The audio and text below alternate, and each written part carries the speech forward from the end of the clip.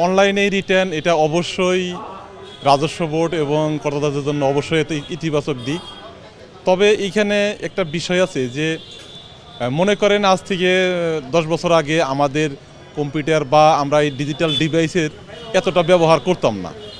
এখন যেহেতু আমরা সবাই ডিজিটাল ডিভাইস, অ্যান্ড্রয়েড সেট বা কম্পিউটার, ল্যাপটপ আমাদের ঘরে ঘরে আছে, ওদের স্বপ্ন পূরণে পাশে থাকতে পেরে আমরা গর্বিত। সেহেতু আমরা ব্যক্তিগতভাবে যারা ইনকাম ট্যাক্স প্র্যাকটিশনার তারাও এগুলা অনলাইনে দেয়, প্লাস আমাদের অনেক জনবল আছে বিশেষ করে কম্পিউটারের দোকানে, এখান থেকেও যারা দাখিল করে।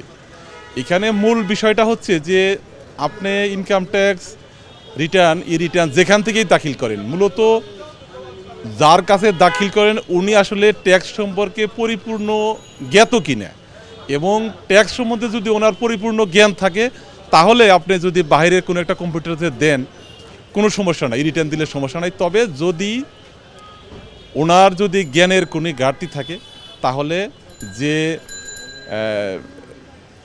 রিটার্ন মানে বাইরে কম্পিউটারের অদক্ষ লোকের কাছে দিবে, সে নিজে বিপদে পড়বে। এটাই হচ্ছে মৌলিক বিষয়। আমার ইনকাম ট্যাক্সটা তো হবে আমার ইনকামের উপর, আয়ের উপর, তাই না? এখন দেখা যাচ্ছে যে আমার ওই পরিমাণ যখন আয় না থাকবে, তবে সেক্ষেত্রে যেহেতু এনবিআরের আমার টিন থাকলে আমাকে অবশ্যই রিটার্ন দাখিল করতে হবে। তো সেই ক্ষেত্রে রিটার্ন দাখিল করা যেহেতু বাধ্যবাধকতা আছে, বাধ্যবাধকতা থাকার কারণে সেক্ষেত্রে আমার আয় নাই, এই জন্য আমার 0 টাকা আসবেই। এটাই মূলত আসলে মূলত জিরো রিটার্ন না, মূলত আয় না থাকার কারণে এই রিটার্নটা টাকার ঘরের পরিমাণটা শূন্য আসতেছে, 0 আসতেছে। এটাই আমাদের বাংলাদেশে আসলে এনবিআর যে বিভিন্ন সময় সার্কুলার করে, তো এই বছর আমাদের জন্য যেটা সার্কুলার সেটা হচ্ছে যে 3,50,000 টাকা যদি কোনো পুরুষ ব্যক্তি আয় করে তাহলে তাকে কর দিতে হবে, আর মহিলাদের জন্য 4 লক্ষ টাকা। এখানে আরও ব্যতিক্রম আছে, যেমন মুক্তিযোদ্ধা অথবা বয়স যাদের 65-র উপরে, প্রতিবন্ধী, এরকম বিভিন্ন স্ল্যাব ভাগ করা আছে।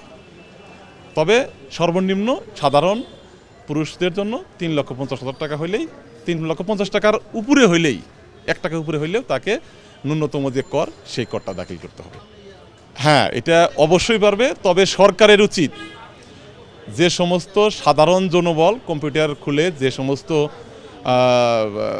লোকগুলা রিটার্ন জমা দিচ্ছে, অর্থাৎ ইনকাম ট্যাক্স প্র্যাকটিশনার বাহিরে, সরকারের উচিত ওই সমস্ত লোকদের একটা নির্দিষ্ট প্ল্যাটফর্মে নিয়ে আসা, প্রশিক্ষণ দিয়ে তাদেরকে দক্ষ করে গড়ে তোলা, যাতে এখানে তারাও সরকারের রাজস্ব আহরণে একটা অংশীদারি হতে পারে এবং রাজস্ব আহরণে বড় ভূমিকা পালন করতে পারে।